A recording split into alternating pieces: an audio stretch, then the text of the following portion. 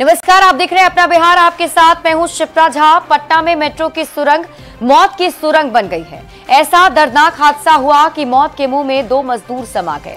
सुरंग में सांसें थम गईं और लाश कई हिस्सों में बंट गए। प्रशासन मशीन में गड़बड़ी की दलील दे रहा है तो मजदूर लापरवाही का आरोप लगा रहे हैं। दिल को दहला देने वाला यह हादसा आखिर कैसे हुआ, ये रिपोर्ट देखिए।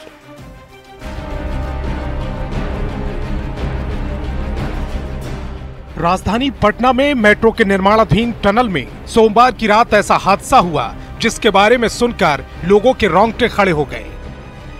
देर रात सुरंग में खुदाई का काम चल रहा था, तभी मोटराइज्ड वैन का ब्रेक फेल हो गया, जिसमें ओडिशा के रहने वाले लोको पायलट और हेल्पर की मौत हो गई। ब्रेक फेल होने के बाद बेकाबू मशीन ने 6 मजदूरों को भी रौंद दिया, जो गंभीर रूप से घायल हो गए। उसमें जो लोको पायलट थे हमारे, उनकी डेथ हो गई है और एक और जो वहाँ श्रमिक काम कर रहे थे उनकी डेथ हो गई है। तो 2 लोगों की डेथ हुई है और 6 श्रमिक जो हैं उसमें घायल हो गए हैं। हादसा इतना दर्दनाक था कि मरने वालों के शव कई टुकड़ों में बंट गए। क्षत विक्षत लाश को देख चारों ओर हाहाकार मच गया। मंजर कुछ ऐसा था कि सुनने वाला थर-थर कांप उठा। तो जरा सोचिए देखने वाले का क्या हाल हुआ होगा। दिल दहला देने वाला ये हादसा पीर बहोर थाना क्षेत्र के NIT मोड़ के पास पटना यूनिवर्सिटी रूट पर हुआ। घटना से नाराज मजदूरों ने मुआवजे की मांग को लेकर काम बंद कर दिया। सब लोग नीचे जाता है। हम लोग 8 बजे से 8 बजे तक ड्यूटी करते हैं। लापरवाही जो है स्टाफ लोगों का लापरवाही। मजदूरों की मांग पर बिहार सरकार ने संज्ञान लिया है। लापरवाही की जांच के आदेश दिए गए हैं। डिप्टी सीएम विजय कुमार सिन्हा ने हादसे को दुर्भाग्यपूर्ण बताया है। नगर विकास मंत्री नितिन नवीन ने दोषियों के खिलाफ कड़ी कार्रवाई की बात कही। हम लोग भी तुरंत उसका जो रिपोर्ट आता है, निश्चित रूप से अगर लापरवाही होगी तो कार्रवाई होगी, और अगर तकनीकी कुछ कारण है, दोनों चीजों का रिपोर्ट हम लोग मंगवा रहे हैं। जो मजदूर मरे हैं उनके परिवार के प्रति हमारी संवेदना है और इनको उचित सहयोग और सहायता भी सरकार करेगी। सरकार प्रावधान के अनुसार मुआवजा देने की बात कह रही है, पर बड़ा सवाल ये कि हादसा सिर्फ मशीन की गड़बड़ी के कारण हुआ या फिर इसके पीछे किसी की बड़ी लापरवाही है। पटना से संवाददाता संजय कुमार, शैलेंद्र और रवि S नारायण के साथ bureau report, news 18। Patna metro निर्माण के दौरान NIT के पास हुए हादसे में 2 मजदूर की मौत और आधा दर्जन के घायल होने के बाद मजदूरों ने आज कामकाज ठप कर दिया। मौके पर सुरक्षा को लेकर BSF के जवानों की तैनाती कर दी गई। मौके से और अधिक जानकारी दे रहे हैं न्यूज़ 18 संवाददाता संजय कुमार। पटना मेट्रो के लिए चल रहे निर्माण कार्य में सोमवार की देर रात हुए हादसे के बाद आज दूसरे दिन की तस्वीर हम आपको दिखा रहे हैं। यहाँ पर आज श्रमिकों ने कामकाज ठप रखा है और फिलहाल तस्वीरों में आप देखिए, आज श्रमिक जो है आज कोई काम नहीं कर रहे हैं। सुरक्षा के लिहाज से BSF जवानों की तैनाती की गई है। तस्वीरों में देखिए BSF के जवान जो है वो तस्वीरों में नजर आ रहे हैं। काफी संख्या में जो महिला जवान हैं उनकी तैनाती की गई है। इस पूरे मामले में अब जांच शुरू कर दी गई है। पटना डिस्ट्रिक्ट एडमिनिस्ट्रेशन ने 3 सदस्यीय हाई लेवल कमेटी जो है वो जांच के लिए गठित की है। ADM लॉ एंड ऑर्डर के नेतृत्व में यह जांच कमेटी जो है वो जांच कर रही है पूरे मामले की। इसके अलावा दिल्ली मेट्रो कॉर्पोरेशन भी अपनी तरफ से इस पूरे मामले में जांच कर रहा है और जांच के बाद देखना होगा क्या कुछ बात निकलकर सामने आती है, क्योंकि कल जब घटना हुई उसके बाद मजदूरों में काफी नाराजगी देखी जा रही थी। उनका कहना था कि 12-12 घंटे वो काम करते हैं, लेकिन जो हाई लेवल कमेटी है, यहाँ प्रबंधन के लोग हैं, उनकी नहीं सुनते हैं और उनके साथ कहीं न कहीं जो है वो नाइंसाफी हो रही है। बहरहाल अब जांच होगी पूरे मामले की कि आखिरकार इस हादसे के लिए कौन से लोग जिम्मेवार हैं, हादसे की वजह क्या रही थी।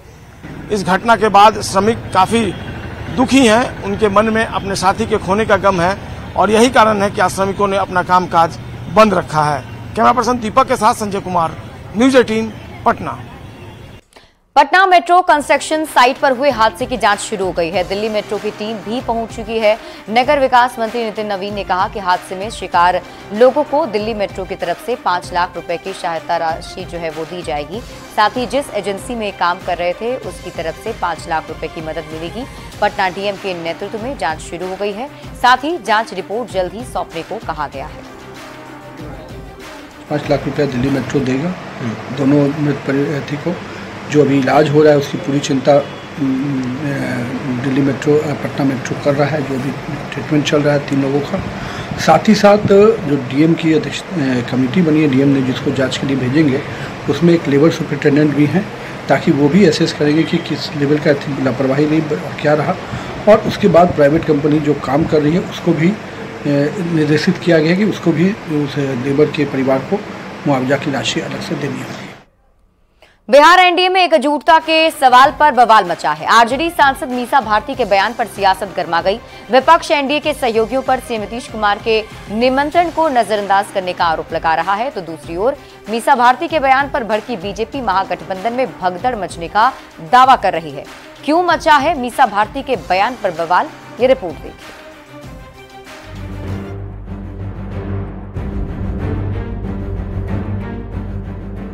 बिहार में अगले साल होने वाले विधानसभा चुनाव को लेकर एनडीए ने अभी से ही कमर कस ली है। सोमवार को पटना में सीएम नीतीश कुमार के आवास पर हुई एनडीए की अहम बैठक में कई मुद्दों पर चर्चा की गई और विधानसभा चुनाव को लेकर रणनीति तैयार की गई। बैठक में 2025 के चुनाव में 225 सीट जीतने का लक्ष्य तय किया गया। 5 दल अलग अलग नहीं, खुद को एनडीए ही कहेंगे। मंत्री क्षेत्र में जाएंगे और घटक दल के नेता कार्यकर्ता से मुलाकात करेंगे। जनता को केंद्र और राज्य सरकार का काम बताएंगे। साथ ही नई पीढ़ी को 2005 से पहले के हालात बताएंगे। अब के विकास से तुलना करेंगे। इस बार जो हमारी जीत होने जा रही है, नीतीश कुमार के नेतृत्व में एनडीए गठबंधन की जीत, ये 2010 से भी बड़ी जीत होने जा रही है। सीएम नीतीश के नेतृत्व में एनडीए साल 2010 के विधानसभा चुनाव से भी बड़ी जीत का दावा कर रहा है। 2010 में एनडीए के 206 सीट का रिकॉर्ड 2025 में 225 लाकर तोड़ने की तैयारी कर रहा है, पर विपक्ष एनडीए के एकजुटता पर ही सवाल खड़े कर रहा है। सीनियर नेता ही नहीं हुए तो एनडीए की ये किस तरह की बैठक थी? मतलब मुख्यमंत्री जी ने बैठक बुलाई और मुख्यमंत्री जी के बुलावे पे और एनडीए के घटक के नेता ही अगर नहीं पहुंचे हैं तो ये किस तरह की शुरुआत हुई है? तो इसका मतलब कि सब कुछ ठीक नहीं चल रहा है अंदर खाने में। मीसा भारती का आरोप है कि सीएम नीतीश कुमार के बुलावे पर सहयोगी दलों के बड़े नेता एनडीए की बैठक में शामिल नहीं हुए। इस पर बिहार बीजेपी अध्यक्ष दिलीप जायसवाल ने पलटवार करते हुए कहा कि मीसा भारती को एनडीए नहीं बल्कि महागठबंधन की चिंता करनी चाहिए। बहुत जल्द इंडी अलायंस के खेमे में भगदड़ मचने वाली है। एनडीए की एकता की चिंता मीसा भारती नहीं करें। अपना दल जो उनका कुछ दिनों के अंदर साफ होने वाला है, राजद में जो भगदड़ मचने वाला है, उसकी चिंता करें। एनडीए की बैठक से एकजुटता का संदेश और विपक्ष में सेंधमारी के दावे ने बिहार में सियासत गरमा दी है। विपक्ष एनडीए में ऑल इज वेल नॉट का ताल ठोक रहा है। इसके दावे में कितना दम है, ये तो आने वाला वक्त ही बताएगा। पटना संवाददाता आनंद अमृतराज और धर्मेंद्र के साथ ब्यूरो रिपोर्ट न्यूज 18। वहीं बक्सर से आरजेडी सांसद सुधाकर सिंह और बिहार के डिप्टी सीएम विजय सिन्हा के बीच लालू यादव को भारत रत्न देने को लेकर जुबानी जंग छिड़ गई है। आरजेडी कार्यकर्ताओं की ओर से लालू प्रसाद को भारत रत्न देने की मांग वाले पोस्टर पर विजय सिन्हा ने लालू यादव को जंगल राज का पुरोधा और भ्रष्टाचार का मसीहा बताया था। इसके जवाब में सुधाकर सिंह ने विजय सिन्हा पर पलटवार किया। सुधाकर सिंह ने कहा कि ये लोग उनके लिए भारत रत्न मांगते हैं जिन्होंने अंग्रेजों की मुखबिरी की। लालू जी भारत के रत्न हैं, उन्हें सर्टिफिकेट की जरूरत नहीं है। काफी वीर सावरकर के वंशज है विजय सिन्हा। ये लोग जो अंग्रेजों की मुखबिरी करने वाले लोग थे, उनके लिए भारत रत्न मांगते रहे हैं जीवन भर, जो भारत की आजादी के खिलाफ थे। विजय सिन्हा का क्या जवाब देना है? लालू प्रसाद जी भारत रत्न हैं, कोई किसी के मोहताज नहीं है। आरजेडी सांसद सुधाकर सिंह के दिए गए बयान के बाद बिहार के पहले मुख्यमंत्री पर आपत्तिजनक टिप्पणी मामले पर भी डिप्टी सीएम विजय सिन्हा ने आपत्ति जताई। विजय सिन्हा ने कहा कि सजा याफ्ता की स्तुति गान गाने वाले लोगों पर मैं कुछ नहीं कहूंगा, लेकिन श्री बाबू पर टिप्पणी करने वालों को माफी मांगनी चाहिए। बंधुआ मजदूर के तरह कल जोड़कर सजा याफ्ता माननीय न्यायालय के द्वारा जिसको अपराधी घोषित किया, आर्थिक अपराधी, उसके सामने कल जोड़कर खड़ा रहने का और उनका स्तुति गान गाने वाले लोगों के बारे में मैं कुछ नहीं कहूंगा। बिहार के निर्माता, बिहार को एक मान सम्मान स्वाभिमान की ओर कदम बढ़ाने वाले, बिहार केसरी बिहार के प्रथम मुख्यमंत्री संविधान सभा के सदस्य के बारे में इस तरह की ओछी टिप्पणी और इस तरह की मानसिकता घोर निंदनीय है और ऐसे लोग को माफी मांगनी चाहिए। भारत रत्न को लेकर आरजेडी सांसद सुधाकर सिंह के बयान पर बीजेपी ने तंज कसते हुए कहा कि सुधाकर सिंह भूरा बाल साफ कराने वालों की वकालत कर रहे हैं। उन्हें अपने पूर्वजों की बातों को याद करना चाहिए। सुधाकर सिंह जी से ऐसी उम्मीद नहीं थी। हमने सुना था कि राजनीति में लोग अपने फायदे के लिए निर्लज हो जाते हैं, लेकिन सुधाकर ऐसी बात करेंगे इस बात की उम्मीद नहीं थी। मैं सुधाकर को सिर्फ इतना कहना चाहता हूं कि अपने बुजुर्गों से पूछ लें कि श्री बाबू ने क्या किया है बिहार के लिए, और लालू प्रसाद यादव जिसने भूरा बाल साफ करो का नारा दिया था, जिस व्यक्ति के कारण बिहार ने 120 के करीब नरसंहार देखे, उस व्यक्ति ने बिहार के लिए क्या किया है। श्री बाबू ने बिहार बनाया और लालू यादव ने बिहार का विनाश किया। सुधाकर, इस बात को सुधाकर जी को समझना चाहिए। शहाबुद्दीन की पत्नी हिना शहाब और ओसामा के आरजेडी में शामिल होने पर बीजेपी ने सवाल उठाए हैं। अफजर शमसी ने कहा कि शहाबुद्दीन के परिवार को सबसे ज्यादा परेशान आरजेडी वालों ने ही किया है। अब वो उनसे मिलके क्या दिखाना चाहते हैं। देखिए, सवाल ये पैदा होता है कि शहाबुद्दीन साहब को जितना ह्यूमिलेट आरजेडी वालों ने किया, अब वो उनसे मिल करके वो क्या दिखाना चाहते हैं। सच्चाई ये है कि उन्होंने शहाबुद्दीन के परिवार को सत्ता में जब वो थे या नहीं थे, दोनों हालत में उनको पूरी तरह से ह्यूमिलेट किया। जब उनको अगर किसी को बनाना पड़ता है राज्यसभा में, लोकसभा में टिकट देना पड़ता है, विधान परिषद में, तो वो अपने परिवार के लोगों को ही देते हैं। यूपी की राज्यपाल आनंदीबेन पटेल यूपी से नीतीश कुमार ने मुलाकात की है। पटना राजभवन में नीतीश कुमार ने यूपी की राज्यपाल आनंदीबेन पटेल से शिष्टाचार मुलाकात की है।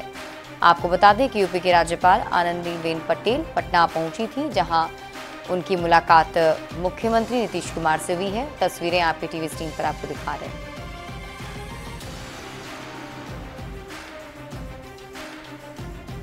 दिवाली से पहले देश के बुजुर्गों को पीएम मोदी ने बड़ी सौगात दी। वरिष्ठ नागरिकों के लिए हेल्थ कवर लॉन्च किया गया है। इसके तहत 5 लाख तक का मुफ्त इलाज करवाया जा सकेगा। 70 साल से ऊपर के बुजुर्गों को हेल्थ इंश्योरेंस, करीब 6 करोड़ बुजुर्गों को इसका फायदा मिलेगा। पीएम ने ABPMJAY योजना लॉन्च कर दी है। पीएम मोदी ने इस मौके पर कहा कि आयुर्वेद पूरी दुनिया में छा रहा है। केंद्र ने स्वास्थ्य नीति के 5 स्तंभ भी तय किए हैं और स्वास्थ्य बुनियादी ढांचा बढ़ाना सरकार की प्राथमिकता है। आयुर्वेद दिवस के मौके पर पटना एम्स में स्वास्थ्य मंत्री मंगल पांडे ने कई योजनाओं का उद्घाटन किया और इसके साथ ही देश के प्रधानमंत्री नरेंद्र मोदी ने पूरे देश भर में स्वास्थ्य से जुड़े सभी योजनाओं के लिए करोड़ों रुपए की सौगात दी। स्वास्थ्य मंत्री मंगल पांडे ने कहा कि पटना एम्स में 4 योजनाओं का उद्घाटन किया गया है। उद्घाटन समारोह में पटना एम्स के निदेशक भी मौजूद रहे। आयुष दिवस पे उनका पूजन करके लोगों को आरोग्यता मिले, इसका भगवान से प्रार्थना भी करते हैं। और साथ ही आज देश के आदरणीय प्रधानमंत्री नरेंद्र मोदी जी के द्वारा देश के विविध क्षेत्रों में लगभग 12,900 करोड़ रुपए की विभिन्न योजनाओं का उद्घाटन और शिलान्यास हुआ स्वास्थ्य, शिक्षा और स्वास्थ्य सेवा के क्षेत्र में। इसके लिए मैं आदरणीय प्रधानमंत्री जी का आभार भी व्यक्त करता हूं। पटना एम्स के अंदर भी 4 योजनाओं का आज लोकार्पण हुआ है। एम्स पटना में आज हमारे honourable prime minister Narendra Modi ने डिजिटली 4 फैसिलिटीज को इनॉग्रेट किए हैं। इसमें है ड्रोन सर्विसेज। ये जो ड्रोन सर्विसेज का हम इनॉग्रेट किए हैं, ड्रोन सर्विसेज के माध्यम में जितने पेरिफेरल हॉस्पिटल हैं, जहां लोगों ने रोगी का जो चिकित्सा होता है, हॉस्पिटल का फैसिलिटीज नहीं है, उधर एक्चुअली ड्रोन के माध्यम में हम एसेंशियल मेडिसिन को हम वैक्सीन, एसेंशियल मेडिसिन को हम पहुंचाएंगे। पीएम मोदी ने आज रोजगार मेले में सरकारी नौकरी के 51,000 नियुक्ति पत्र बांटे। रोजगार मेला देश भर में 40 जगहों पर आयोजित किया गया था, जिसमें बिहार में 217 लोगों को नियुक्ति पत्र दी गई। इस मौके पर केंद्रीय मंत्री ललन सिंह ने कहा कि आज प्रधानमंत्री मोदी ने 51,000 लोगों को नौकरी दी है। उन्होंने कहा कि हमारा लक्ष्य है कि हम नौकरी भी दें और लोगों को रोजगार भी उपलब्ध कराएं और सरकार इस दिशा में लगातार काम कर रही है।